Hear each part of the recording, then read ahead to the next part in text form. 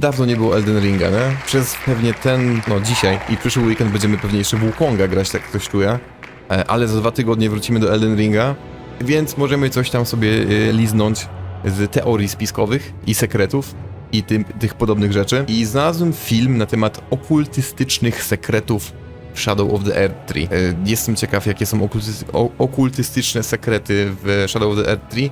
Mi się z okultyzmem najbardziej kojarzy Midra i ten jego las. Nie wiem, czy ten temat będzie jakoś mocno poruszony, bo nawet sobie nie pre-watchowałem nawet minutki tego materiału, ale jeśli chodzi o okultyzm, to mi najbardziej pachnie tym tematem. Before I begin, I want to give a special thanks to Motyw, a fellow YouTuber whom I'm sure a decent number of you are familiar with. He does wonderful lore videos on video games, but predominantly ones on Elden Ring, and he reviewed a large portion of the script for this video. His knowledge of Elden Ring's lore far exceeds my own, so having his insight was invaluable. Uwaga, spoilery. Like with past expansions to From Software's games, pre-existing questions regarding the lore are addressed, but inevitably, a lot of questions are ignored and a bunch of new questions are introduced. The Shadow of the Erdtree DLC is no exception. Nonetheless, theory crafters can continue to rely on environmental cues to draw reasonable conclusions. What I and other Elden Ring lore hunters have found to be a reliable source of clarity is the impact real-life religion had on the construction of the game's mythology. Pamiętacie, jak oglądaliśmy jakiś filmik? To było chyba od alchemika, nie? Że tam w soundtracku, później się dowiedzieliśmy, że ten soundtrack jest z walki z Radanem, nie? Że w tym soundtracku jest śpiewem tekst Ave Marika i to brzmi prawie jak Ave Maria. I w tym momencie miałem takie, kurde, bez kitu, jest połączenie prawdziwej religii chrześcijańskiej z Elden Ringiem, nie? Więc tak naprawdę tych wpływów różnych, czy okultystycznych, czy właśnie prawdziwych religii realnych na grę może być większe niż myślałem. Alchemy wrzucił nowy filmik kilka dni temu, może zobaczymy kiedyś. Personally, I've tried to draw connections between Elden Ring and all of From Software's games to the occult traditions, and the DLC not only further cements my belief in its influence, but also answers some questions that I have yet to hear any of the major lore hunters bring up yet. With that said, let's not waste any more time and jump into our first exhibit. For me, the biggest new question that the DLC introduces is the Abyssal Serpent. What is it? Where did it come from? Why does it reside in Messmer's eye? In order to address those questions and how it links to the occult, I will need to start by pointing to another detail in Messmer's design. Note that when we first meet him, the snake surrounding his body is red, but when we transition to the second phase of his boss fight, the snake turns white. This dichotomy of red and white was my first hint regarding the nature of the Abyssal. Nie zauważyłem tego nigdy. The colors stood out to me not just because of their importance in the occult, specifically alchemy, but also because I have become so used to... Tylko nie alchemia. Boże. Okej, no dobra, pogadajmy o alchemii. Nie, mi się biało i czerwone kojarzy z flagą Polski po prostu. To seeing those colors in all of From Software's games, from the original Dark Souls all the way through Sekiro. Check this out. There's the red and white shields in Dark Souls 1 and 3, the Crimson Parma in Dark Souls 2, the red blood and white blood from Bloodborne, along with the red and white moons. Biała krew mi się zawsze kojarzyła po prostu z kosmitami, ale to może dlatego, że akurat motyw białej krwi w Bloodborne i motyw kosmitów jest dość oczywisty, ale mi się biała krew kojarzy z kosmitami i z androidami, a z androidami mi się właśnie bardziej kojarzy, jak teraz myślę, przez obcego, ale to androidy miały białą krew, nie? Znaczy biały płyn w sobie, to nie wiem. Teraz mi się nagle światopogląd zepsuł, że biała krew jest kosmiczna, bo w obcym, no właśnie, ale to były androidy, a nie obcy, nie? Czy obcy też miał białą krew? Nie pamiętam. Na pewno androidy. There are also two examples of red and white from Sekiro. One is the red and white pinwheel, and the other, actually I'm just gonna save that one for a minute. Regarding Elden Ring, there are two examples of red and white outside of Messmer, one minor and one major. The minor example is the red flesh and white flesh mushrooms you find everywhere in the DLC. The Pieczarki major i example, muchomory. however, is one that I think was first mentioned by a fellow Elden Ring YouTuber named Ziostorm. In his video titled Elden Ring is an Allegory for Alchemy, he points out that the characters of Marika and Radagon symbolize this colored dichotomy and its relevance to the alchemical process. Że blond i In short, rudy. the fact that Marika and Radagon are the same person seems to reference the Hieros Gamos, aka the sacred union of male and female into the hermaphroditic rebus. As for what this means, well, often the alchemists, but also the occultists broadly speaking, would try to give physical form to extremely abstract ideas, because they couldn't develop a scientific language to explain what they were up to. In the case of the rebus, it was a personification of their ultimate goal, the Philosopher's Stone. On mówi o tym samym, o czym mówił alchemik, tylko alchemik to mówił w przypadku podstawki, nie? I o ile alchemika jako odklejeńca traktowałem, o tyle Max Derrat się wydaje być bardziej ogarniętym kolesiem. Czy to może mieć sens rzeczywiście? Kamień filozoficzny, kurwa mać. Unifying masculine energy, illustrated by the Red King, with feminine energy, the White Queen, the rebus/Philosopher's Stone would be produced. And as I'm sure a lot of you know, within the Philosopher's Stone resides the Elixir Vitae, the substance which Harry grants Potter. eternal life. By the way, one other name given to this substance was Quicksilver. I want all of you to keep that word in the back of your mind for Quicksilver just a bullets, few no minutes. tak. Now, this is not the first time that we've seen a reference to this union of red and white producing a life-giving substance. This is where I introduce the other example from Sekiro.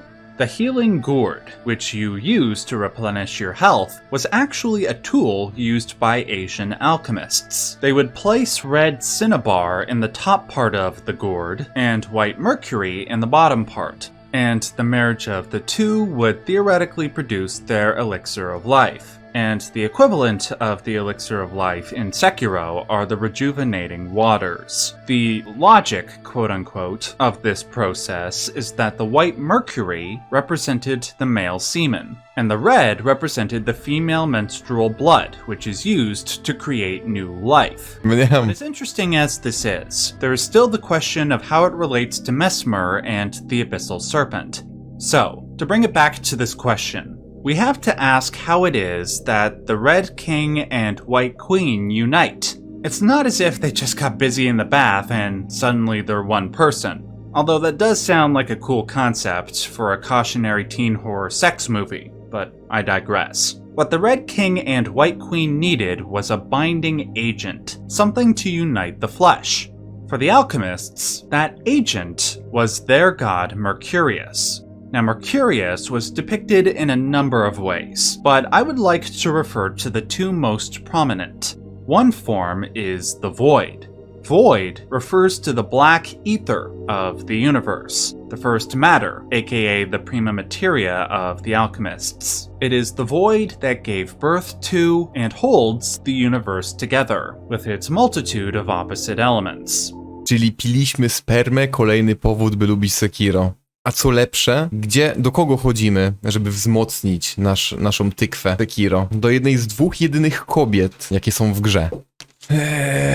Mercurius is the underlying spirit that binds and penetrates every aspect of that void. Now, the other form, and probably the more pertinent form, is as a serpent, or more specifically, as two intertwining serpents, aka a caduceus. This, of course, Kaduceusz nie jest przypadkiem tym wężem, który jest też w tym, że tak powiem, logo, jak oni się nazywają? Farmaceutów, lekarzy i tak dalej? To jest chyba ten sam wąż, nie? Czy nie? is a reference to the Roman god Mercury, who also To jest oni. carries a caduceus staff and from whom Mercurius gets its name. Take a closer look at this illustration of the Red King and White Queen uniting. In between them, we see the dual serpent, the caduceus, The two intertwining serpents refer both to Mercurius's inherent dual nature and how that fact enables Mercurius, as void, to unite opposing forces. Now, if the image of the caduceus seems familiar to you, it's because it was prominent throughout the original Dark Souls games, specifically with the caduceus shields, but more importantly, with what those shields represented. That being the primordial serpents, Kingseeker Frampt, and Darkstalker Koth. They too represent opposites, specifically light and dark, and they too emerge from and dwell in the Dark Void, or as Dark Souls 1 calls it, the Abyss. Within the Void/Abyss, the opposites of life exist in chaotic disunity. But if they could be put together in an ordered unity, like the caduceus or the rebus, then the divine substance could be produced. This is why, in the alchemical hierarchy of gods, Mercurius comes lowest as prima materia, void, and highest as lapis philosophorum. It is also why Mercurius was often symbolized not just as a caduceus, but an Ouroboros, because it too illustrates the dual-natured Mercurius. It is life and death, beginning and end, void and stone. Now, to use terms familiar to Dark Souls, the lowest form of Mercurius was the primordial serpents and the Abyss. To use terms familiar to Elden Ring, the lowest form of Mercurius would also be the Abyss, from which emerges the Abyssal Serpent, or Base Serpent, and its dual nature is personified in the colors of red and white. To me, the Abyssal Serpent, residing in Messmer's Eye, is this game's version of Mercurius, an entity which might be rightly categorized as an outer god. Now, to drive my point home, I will cite a few extra... O Jezus Maria. Jeszcze jaki wąż? Kaduceusz. A czy to nie jest to chyba nazwa jakiegoś gatunku, tylko chodzi o tego kaduceusza, który był po prostu gdzieś tam w starożytności gdzieś pokazywany, nie? Emma i Rzeź robili eliksiry, które pił wilk. Aha. No właśnie. Odkleiło mu się, bo kiedyś nie wiedzieli, że rtęć jest trująca. To na pewno, bo no, rtęć ładny... świecący metal, nie? Który jest płynny. Ale jeśli chodzi o to, ja nie czuję tego odniesienia, znaczy czuję to odniesienie do Messmera i rzeczywiście nigdy nie zauważyłem, że on ma najpierw tego węża czerwonego, później białego. Pytanie, czemu on się zmienia kolor? Może Esculapa jest, okej, Esculapa, rzeczywiście. Między filmówką z pierwszej fazy, a na drugą fazę, Messmer rozbija to swoje szklane oko, nie? To swoje szklane oko, które trzymało te węże w nim, tą jego klątwę, które dostał chyba od Mariki, tak? Z tego co wiemy. I taki sam jest symbol talizmanu Mariki, tak naprawdę. I być może w pierwszej fazie jest czerwony, tak? Czyli reprezentuje mężczyznę, czyli by reprezentował mrok czy jasność. Która z tych części jest dobra, która jest zła? Która jest jasnością, która jest ciemnością? Bo z tych dwóch rzeczy rzeczywiście powinno powstać coś większego. Wydaje mi się, że ten wąż ma po prostu kolor jego skóry, ale w pierwszej fazie nie jest czerwony, nie? Pokazuje, że ten wąż jest nim. Mi się wydaje, że to może być połączone z tym wyłączeniem tej blokady klątwy, że w pierwszej fazie, póki on jest taki jeszcze lekki, że tak powiem, nie jest wykoksany, bo nie wypuścił tego Abyssal Serpenta z oka, że tak powiem, z oka go nie wypuścił. Czyli Abyssal Serpent musi być mroczny, tak? Czyli biały wąż w drugiej fazie jest mroczny, wychodziłoby na to. A w pierwszej fazie powstrzymuje się przed tym, żeby go użyć, no bo klątwa jest tymczasowo wyłączona przez tą pieczęć Mariki. I w tym momencie ciężko mi to zrozumieć. Pieces of evidence. Note when you are fighting the base serpent form of Messmer, his snake will appear briefly to attack you, and then dissipate into a dark, void-like substance. Here's a clearer view which I borrowed from a fellow YouTuber named Bonfire VN. It emerges from the ether and then dissolves into black abyss. Note also the red and white hair on its body. Second, let us not forget Messmer's relation to his parents, Radagon and Marika.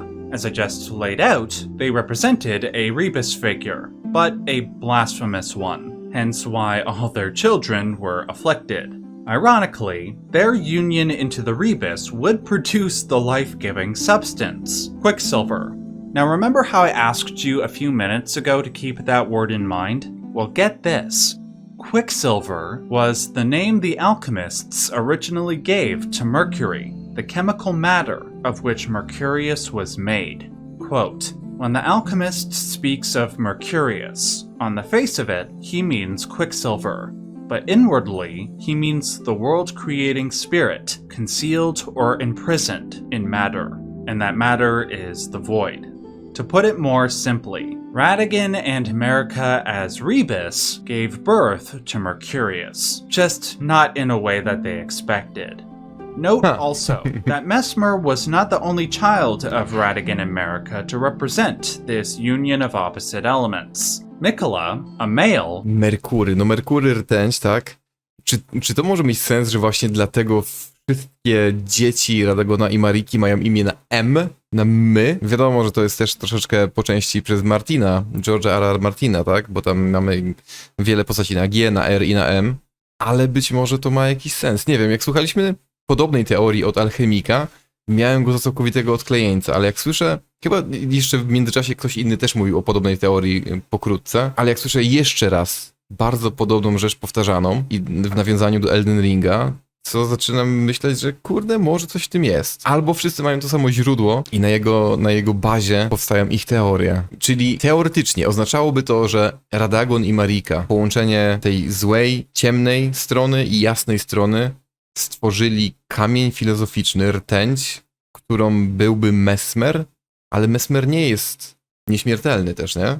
Taki jest cel kamienia filozoficznego, więc to mnie jeszcze to zastanawia. Jaki ma cel tutaj stworzenie kamienia filozoficznego, który teoretycznie dawałby nieśmiertelność w odniesieniu do Mesmera? Bo tego nie rozumiem. Was also known as Saint Trina, a female, as confirmed by the DLC. Mikola's appearance was also androgynous, signifying the union of the two genders. With Melina, another of Radagon and Marika's progeny, she might also represent this union if we embrace the ongoing theory that she is the Glomite Queen. Glom is another word for twilight, and twilight, according to Merriam-Webster's dictionary, means the period of time when the light of day and the dark of night are united, an intermediate state. Millennia could also represent this as the goddess of rot, for according to Sage Gowry, rot symbolizes decay and rebirth, another pair of opposites. And speaking of... Kurde, aż mi się przypomniało to, że mieliśmy, jest ten filmik Watiego o szkarłatnej zgniliźnie, nie? On tam pewnie poruszył ten temat, tak strzelam, ale mieliśmy jeden filmik na temat Rominy, oglądaliśmy i tam też było mniej więcej właśnie, że my jako gracze znamy szkarłatną zgniliznę mechanicznie jako tą moc, która nas zabija, nie? Ale wiemy też, że między innymi prawdopodobnie Romina odrodziła się z powrotem dzięki właśnie szkarłatnej zgniliźnie, nie? I prawdopodobnie jest jakiś wyższy bóg zgnilizny, któremu właśnie te wszystkie tutaj, jak one się nazywają? No te gesy, wyznają od tego Boga po prostu, nie? Czczą go.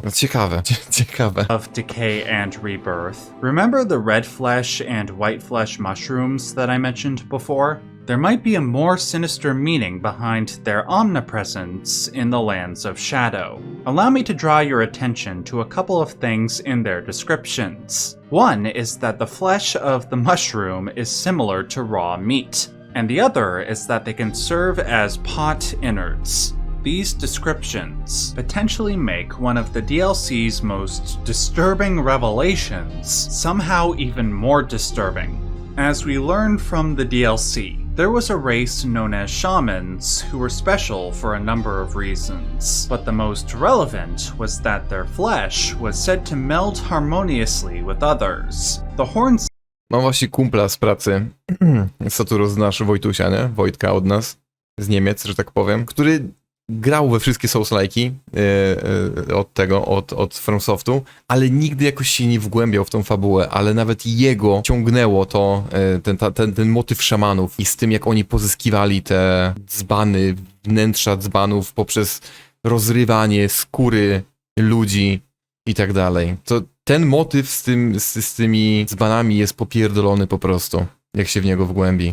Then placed the shamans into jars, which they did for one specific purpose. According to the innard meat item description, they mixed the shamans into pinkish red meat so they could become saints. Going by alchemical logic, this makes perfect sense. If you have a race whose flesh can blend together, you take women, represented by white, and men, represented by red, and mix them into something pinkish red, which is... Żeby zostali świętymi, o Boże, to rzeczywiście ma sens. Znaczy w kontekście tego wszystkiego, co powiedział przez te ostatnie kilkanaście minut, to rzeczywiście... O Jezus Maria, ale mi to miesza w łbie. The color you get when you mix white and red together.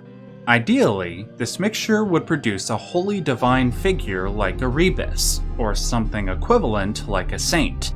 And for the men and women that don't survive this process, I wonder if, just like dead bodies in real life, their decaying corpses merge with the land and sprout these red and white flesh mushrooms. This would explain why the flesh of the mushrooms seem like raw meat and why they are so good for pot innards.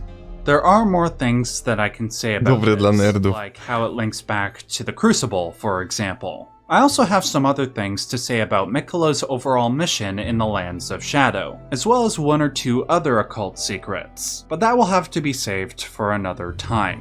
If you liked this video, please give it a like. That helps me out a lot. If you like this type of in-depth analysis and want to help ensure its continued production, please consider supporting me on Patreon or joining my YouTube member section. I will leave a link to both in the description box below. Finally, if you want to see more of this style of content on From Software's games, click on any of the videos you see on screen now. Until next time, remember to stay safe and stay yellow. Ostatnio na TikToku widziałem typa, który wyjaśniał lore, że jakby plan Rani nie poszedł z planem, to Rykard miał się bić z Malikiem, to dla mnie jest pojebane, chłop miał dosłownie walczyć ze śmiercią. Jest tam... Ja pamiętam, że coś oglądałem, co było związane z Rykardem i Maliketem, bo generalnie któryś z nich miał czegoś, jak nazywa się ten szpon, który jest do parowania Maliketa. On miał jakiś duży związek z Rykardem, z tego co pamiętam, ale nie przypomnę sobie już teraz, jak to dokładnie działało. Ale wracając jeszcze do tego okultystycznego sekretu w DLC. Zastanawiałem się przez chwilę tego filmu, że zakładając, że rzeczywiście to wszystko jest bazowane na alchemii, w to nie wierzyłem jeszcze parę miesięcy temu, teraz jakoś zaczyna to mieć sens po prostu. Czy twórcy gier ogólnie, czy właśnie FromSoftu, czy innych gier, gdzie są też takie jakieś dziwne rzeczy, niekoniecznie bardzo popularne, klejane w świat gry, tak żeby ciężko było je zauważyć, ale dziś one istnieją. Czy ludzie, którzy tworzą te gry, robią to w pełni świadomie? Czy jak to wygląda? Czy to jest coś takiego, że hej, ciekawa alchemia jest, lubię alchemię, czytałem o tym kiedyś, brzmi to pojebanie, wróćmy do mojej gry? Czy to jest bardziej proces typu znajdźmy coś pojebanego i zróbmy część tego w naszej grze? Który z tych momentów jest czymś takim właśnie, nie? Bo na przykład możemy powiedzieć nawiązania do Berserka w Elden Ringu i ogólnie w grach Dark Souls są dość oczywiste, ale to wydaje mi się, że bardziej jest z pasji do tej rozrywki, którą tworzył Miura, tak? Miura. I tu można to zrozumieć, tak? Ludzie lubią rozrywkę, oczywiście, że będą chcieli ją w jakiś sposób powielać albo pokazywać innym ludziom, ale takie rzeczy jak alchemia na przykład, albo nawiązania do religii chrześcijańskiej czy jakiejkolwiek innej, to są rzeczy, które nie są popularnymi zainteresowaniami, tak mi się wydaje, nie? Więc jestem ciekaw, czy to jest rzeczywiście specjalny research robiony, żeby wrzućmy coś pojebanego do gry.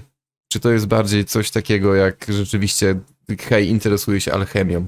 Mam najebane w bani. Próbuję zrobić kamień filozoficzny z kumu i krwi menstruacyjnej. Emma z rzeźbiarzem, Elo, nie? Pojebane. Skończyła się Wukonga. O, to nice. Jak się podobało?